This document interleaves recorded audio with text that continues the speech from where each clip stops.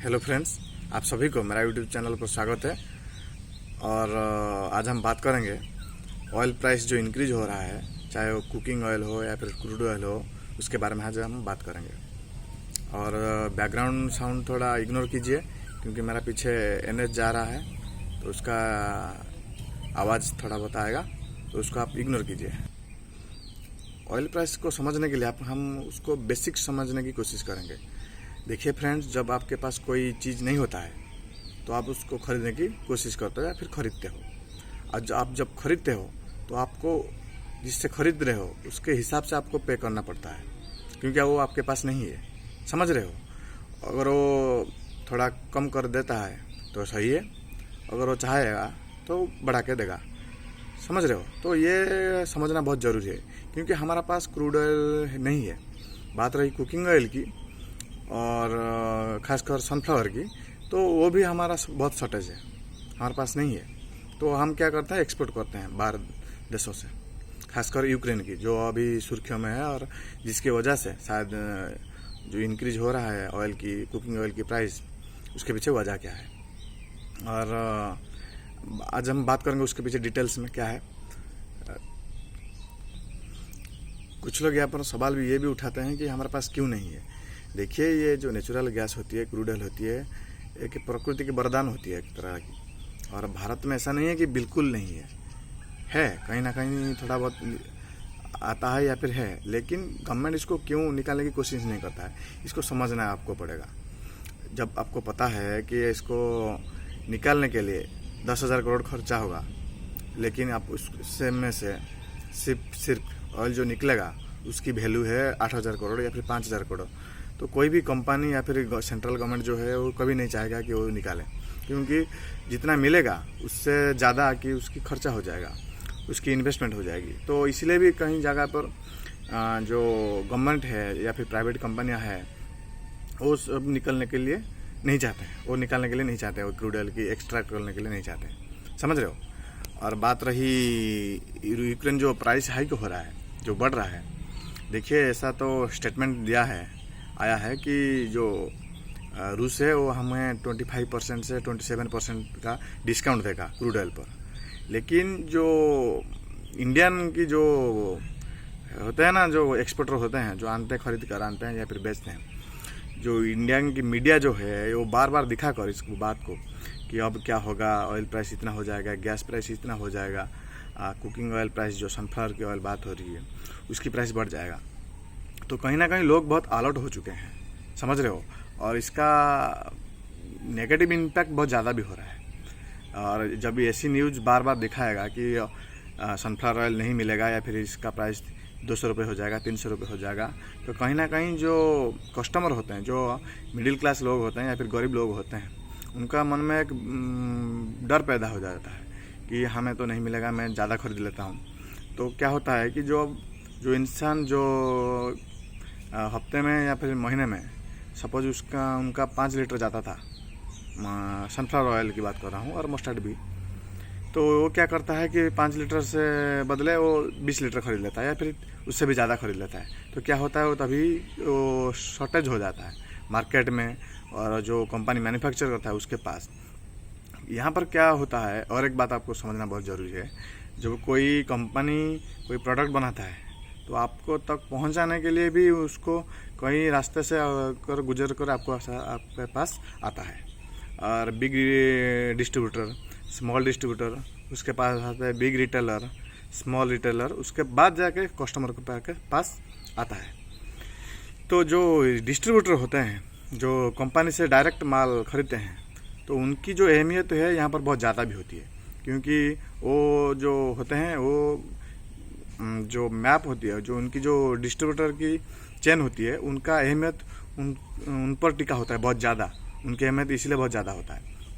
तब जब ऐसी शॉर्टेज निकलता है मार्केट में, कस्टमर ज़्यादा खरीदते हैं, तो उन्होंने क्या किया, इंडिया की जो जिसकी वजह से प्राइस हाइक हुआ, वो डिस्ट्रीब्यूटर के कारण हुआ। डिस्ट्रीब्यूटर ने क्या करा, जो सभी डिस्ट्रीब्यूटर की बात नहीं कर रहा मैं, जो गलत करते हैं या फिर जो लोगों जो डिस्ट्रीब्यूटर इसका फ़ायदा उठाते हैं, मैं उसकी बात कर रहा हूँ। इंडिया के जो डिस्ट्रीब्यूटर कुछ होते हैं, उन्होंने क्या किया कि इसकी जो शॉर्टेज है वो कंपनी से तो खरीद लिए, लेकिन उन्होंने जानबूझकर उनके पास स्टोरेज कर दिया बहुत ज़्यादा ऑयल की। और जब कस्टमर के पास नहीं पहुंचा, इसका डिमांड बहुत ज़्यादा हुआ, तो कहीं ना कहीं लोग पैनिक में आकर ज़्यादा कीमत देने की फोर्सफुली दिया। खुशी खुशी तो कोई नहीं देगा जब बहुत ज़्यादा कीमत, जो 130 रुपये में था शायद वो 160 रुपये में देंगे उसका प्राइस, या फिर उससे भी ज़्यादा की प्राइस देंगे। जिस हिसाब से स्मॉल रिटेलर बोलेगा उस हिसाब से देंगे। तो यही है कारण, जो डिस्ट्रीब्यूटर होते हैं वो जब इधर उधर काम कर देते हैं, या फिर जो माल को छुपा कर, ये जो प्रोडक्ट को छुपा कर उसका प्राइस हाइक करके वो बेचते हैं जाके, ताकि उनका मुनाफा ज़्यादा हो जाए। पहली बात यहीं पर ज़्यादा नुकसान होती है। और जो दूसरी बात, जो गलती हम भी करते हैं, जो कस्टमर होता है क्या करते हैं, जो ज़्यादा खरीदने की कोशिश करते हैं, हद से ज़्यादा समझने की पहले। और इसका बहुत बड़ा वजह यही है कि जो न्यूज़ चैनल होती है या फिर जो न्यूज़पेपर भी होती है, वो बार बार दिखाकर पैसे की तेल की प्राइस बहुत ज़्यादा बढ़ जाएगा, 300 रुपये हो जाएगा, 500 रुपये हो जाएगा, या फिर मिलेगा नहीं, ऐसे जो पैनिक क्रिएट करता है, तो कहीं ना कहीं इसका असर पड़ेगा कस्टमर पर। इसका असर बहुत ज़्यादा पड़ेगा, सबके पास नहीं पड़ेगा तो लगभग 50% से लोगों के पास पड़ेगा।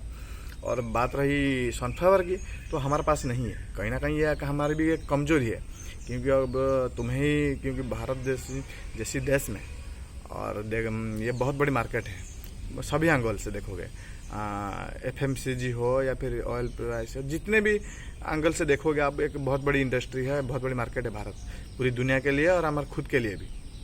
अगर तुम जितना खाओगे उतना बना नहीं पाओगे, तो कहीं ना कहीं तुम्हें उधार लेने की ज़रूरत है। और इसीलिए हम सभी देशों से जो भी हो सकता है इंपोर्ट एक्सपोर्ट की बात करते हैं। तो हमारी जो सनफ्लावर की बात है वो थोड़ा बढ़ेगा आगे जाकर, और भी बढ़ सकता है, क्योंकि अब जो हालत है ये तो लगातार बढ़ रही है ऑयल प्राइस। अभी मैं जो वीडियो बना रहा हूँ उसकी प्राइस ऑलरेडी 30% से पास या फिर उससे ज़्यादा की प्राइस बढ़ चुकी है, और ये आगे हो सकता है बढ़ेगा। और यहाँ पर एक बात मैं कहना चाहता हूँ कि ये तो एक सिचुएशन आया, इसलिए शायद ये प्राइस ऊपर नीचे हो रहा है, या फिर पैनिक में आकर ये हुआ। लेकिन जिस टॉपिक पर लोगों की आवाज़ उठानी चाहिए या फिर इस टॉपिक पर बात करना चाहिए, वो लोग उस पर बात नहीं करते हैं। हम लोग, वो लोग नहीं, मतलब हम लोग बात नहीं करते। अगर दारू का प्राइस 20 रुपये बढ़ जाएगा तो कोई प्रोटेस्ट नहीं करेगा, या फिर कोई इसका एग्नेस्ट में नहीं जाके नहीं बोलेगा। लेकिन ऑयल का प्राइस, सपोज सनफ्लावर हो या फिर पेट्रोल की बात हो, तो उस पर जाकर स्ट्राइक करेंगे और प्रोटेस्ट करेंगे, और डायरेक्ट NH पर चला जाएंगे, और यहाँ पर जितने भी गाड़ी का होगा या फिर गवर्नमेंट के ऑफिस चला जाके वो छेड़छाड़ करेंगे या फिर तोड़फोड़ करेंगे। तो देखिए, जब तोड़फोड़ आप करते हो किसी भी गवर्नमेंट की चीज़ों की, वो तुम्हारी है, इनडायरेक्टली वो तुम्हारी है, ये भी समझना बहुत ज़रूरी है। समझ रहे हो, ये तुम्हारी है। और तुम किसी अगर गवर्नमेंट के स्कूल में जाकर या फिर ऑफिस में जाकर तोड़फोड़ करोगे तो तुम्हारा चीज़ें ही नष्ट होगा।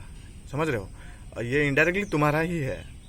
और बात रही जो इसका ज़रूरत है, हमें कोल्ड स्टोरेज की ज़रूरत है, इसके ऊपर बात करो, इसके ऊपर सरकार पर प्रेशर डालो, स्टेट गवर्नमेंट हो या फिर सेंट्रल गवर्नमेंट हो।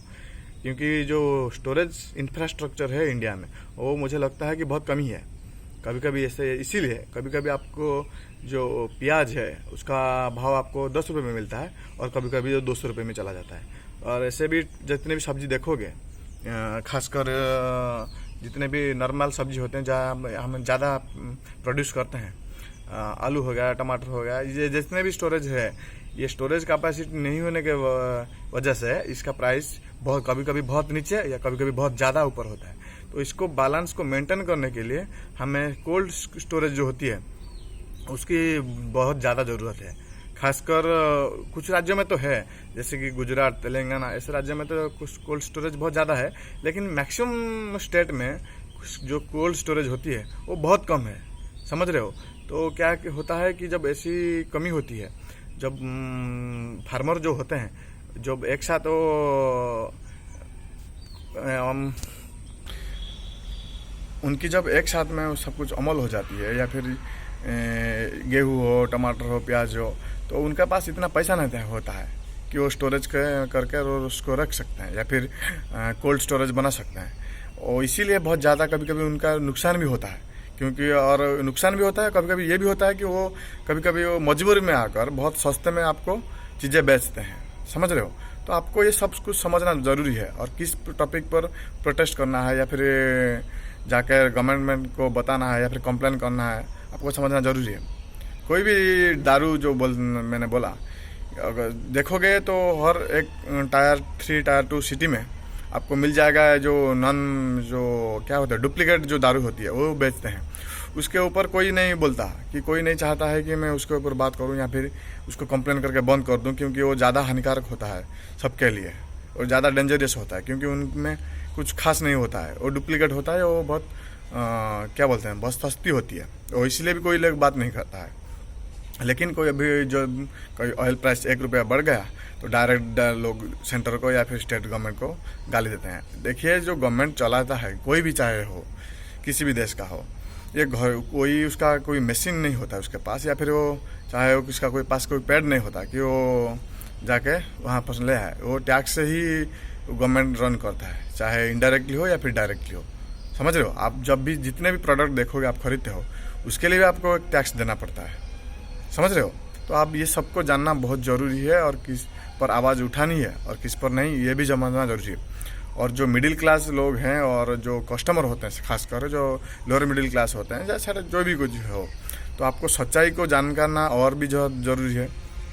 क्योंकि अब जब मीडिया की बात करता हूँ मैं, कभी कभी ये लगता है कि मैक्सिमम मीडिया जो है आपको डराने की कोशिश करता है, या फिर वो टीआरपी के चक्कर में आकर बहुत ज़्यादा आपको गलत इन्फॉर्मेशन देते हैं, या फिर ऐसे डराने की कोशिश करते हैं, समझ रहे हो, ताकि तुम्हारा नुकसान बहुत ज़्यादा हो। सच्चाई कम और डरा हुआ और पैनिक करना, वो टीआरपी चक्कर में आकर ये सब चीज़ें करते हैं। तो आप इस सब चीज़ों से दूर रहिए, और हम कैसे इसको सुधार सकते हैं, कैसे इसको डेवलप कर सकते हैं, हमारा ज़रूरत कैसे हम खुद पूरी कर सकते हैं, उस पर हमें भी कोशिश करना चाहिए। हमें सिर्फ जो गेहूँ है और जो चावल की खेती से ज़्यादा और भी कुछ चीज़ें करना चाहिए, बहुत ज़रूरी है, ताकि हमारा ज़रूरत जो जितने भी है हमारे, चाहे सनफ्लावर लेकर, और जो ऑयल की बात रही, जो क्रूड ऑयल की, वो तो पूरी दुनिया उस पर लगा है कि उसकी ज़रूरत कैसे कम किया जाए। क्योंकि जो क्रूड ऑयल की बात होती है, सभी के देशों के पास क्रूड ऑयल नहीं होता है, कुछ ही देश होते हैं और कुछ यूरोपियन कंट्री होते हैं जिनके पास नेचुरल गैस और क्रूड ऑयल की होती है। तो इसलिए तो शायद मोदी जी ने या फिर पूरी दुनिया की जो मीटिंग हुआ था, तो उन्होंने दावा किया था कि ग्रीन एनर्जी की बात बहुत ज़्यादा पुश हो रहा है अभी, समझ रहे हो। तो आपको ये समझना बहुत ज़रूरी है। शायद इसलिए भी अभी इथेनॉल को या फिर ईवी को बूस्ट किया जाता है या फिर प्रेज किया जाता है, कि ताकि ये आगे बढ़ेगा तो जो क्रूड ऑयल की डिपेंडेंसी है इंडिया की, वो कम ही हो जाएगा। आशा करता हूँ आपकी वीडियो अच्छी लगी होगी, और मेरा जो मकसद है हमेशा वीडियो बनाने की या फिर कुछ जो मैं अपलोड करता हूँ, मेरा दो होता है शायद बहुत ज़्यादा। एक तो होता है कि मैं कितनी आसानी से आपको समझा सकता हूँ, और दूसरी होता है कि मेरा जो ओपिनियन है, मैं जिस तरह से सोचता हूँ, वो मुझे जो इन्फॉर्मेशन लगता है और मैं जो इधर उधर से पढ़ता हूँ, तो आपके सामने आके रखूँ या फिर आपको समझाने की कोशिश करता हूँ, समझ रहे हो।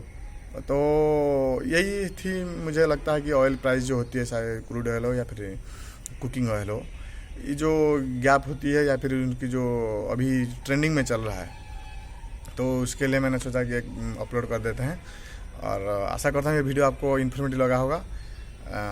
चैनल में नए हो तो सब्सक्राइब कीजिए और आपके दोस्तों के साथ शेयर कीजिए। Thank you all.